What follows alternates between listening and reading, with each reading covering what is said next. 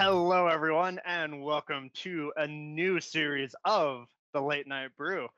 Joining me for the first time is Neil Wells-West. And before we dive into Copilot, and if I can remember what we're supposed to be talking about, Neil, welcome, buddy.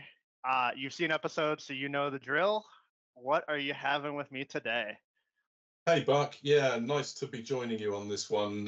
Yeah, my first time out of the gate, but obviously kind of a little bit early in the afternoon for me to be drinking alcohol, but I am actually drinking something called Jimmy's iced coffee. I don't know if you can see that. I think it's blurring There out we a go. bit. Jimmy, this stuff is fantastic. It's actually made by a friend of mine, Jimmy Cregan, who lives down the road. Even Very, better. very successful brand, sold worldwide now, but keeps me going during the day anyway. So yeah, that's what I'm having today. Very nice. I am a fan of coffee, and coffee is endlessly customizable. So Agreed. I don't necessarily subscribe to the it's too early. Occupational hazard, I'll call it. I do have a Radler though, from Two Pitchers. It Oh, is a nice. very, very fruity, almost fruit punch. Actually, it's a little too easy drinking, Mm. and it's near a session beer. It's a little heavier, or a little higher octane than normal. However, it's still one that as it heats up, it's going to be good to have around. Nice one. Yeah. Now, Copilot is, of course, the hot new thing in the 365 world, and I think everyone has a rough idea. So I'm going to ask you, what isn't Copilot? Okay, you kind of caught me a little bit there. I was expecting for you to go with the what is Copilot, but no, let's go the other way around in that case. So I think great question straight out of the gate. What it isn't is a replacement for the work that people generally do.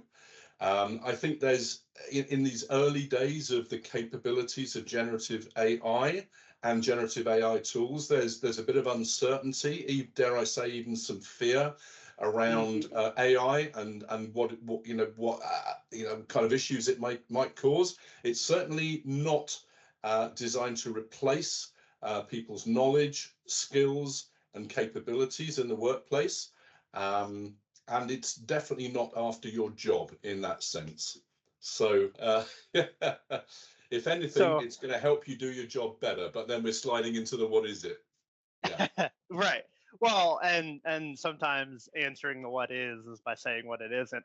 It Mm. would, to me, it sounds like it's not necessarily the robot that builds the car. It's more of an upgrade from a hand screwdriver to an impact wrench or a drill with a bit on it. It speeds up your work. It can really make it efficient, make you do more.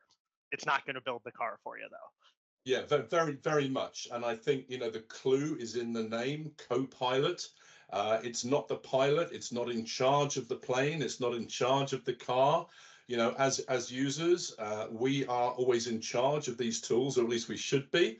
So what Copilot really brings to the picture, and I think Microsoft's intent around this and the messaging, the way they want the messaging around Copilot to land, is this is about productivity. And I know Right. it's kind of one of those buzzwords, but it's to help users achieve the results and the goals that they would otherwise still potentially be able to achieve, but over a longer period of time and maybe with a bit less finesse. So Copilot brings augmentation and enhancement to the skills that people already have using the familiar applications that they use on a daily basis. Absolutely. That's a good one. And off, the top of your head, because we're going to dive into details in later episodes. Sure. What are some other quick examples to whet the appetite so that to bring forward the other episodes of what it can bring to an organization, and what it can do for it. Yeah, so I think a couple of really off the top of my head examples are the simple ones, and always the ones that are kind of pertinent to my experience currently. One of the really powerful things that it actually does is summarizes a lot of complicated information quite quickly. So we, as you know, Buck, we spend a lot of time in teams, Going back over Teams recordings and looking at transcriptions can be a bit of a pain. Copilot allows me to summarize very quickly the main points, the main content from a Teams meeting, but whether it's a customer or a workshop or something like that. And so that's a huge time saver. Not only that, it's Copilot is learning through that process as well. So it's learning to some degree filter out the noise and only focus on the key information that's actually pertinent to the subjects being discussed. So that's one example of what it does.